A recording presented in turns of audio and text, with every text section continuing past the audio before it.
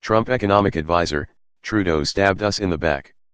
White House economic advisor Larry Kudlow on Sunday tore into Canadian Prime Minister Justin Trudeau for double-crossing President Trump with critical comments about U.S. trade policy. He was polarizing.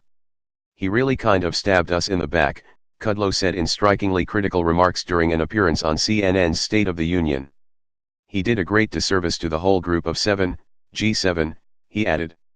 Kudlow specifically took issue with Trudeau's comments at a post-summit press conference, and repeatedly called the Canadians' actions a betrayal.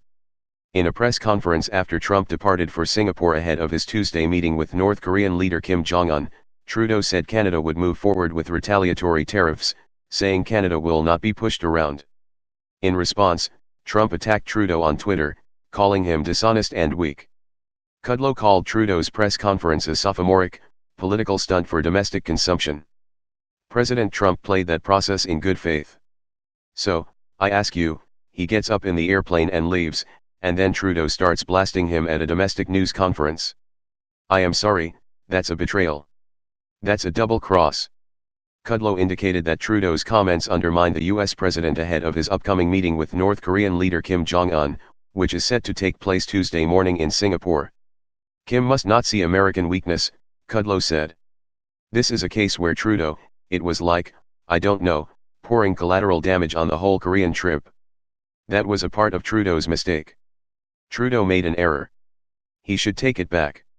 He should pull back on his statements, and wish President Trump well in the Korean negotiations." Kudlow doubled down on his comments, faulting Trudeau with putting Trump in a position of appearing weak ahead of talks with North Korea. "I mean, he can't put Trump in a position of being weak going into the North Korean talks with Kim. He can't do that," Kudlow continued. "And by the way, President Trump is not weak. He will be very strong as he always is."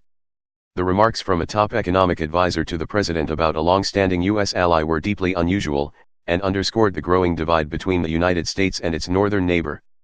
The Trump administration has blamed Canada for Trump's decision to not sign on to a communiqué at the G7 summit in Quebec, Canada, over the weekend.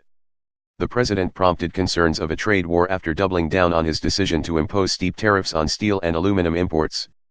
Canada, Mexico, and European countries have vowed to implement retaliatory tariffs.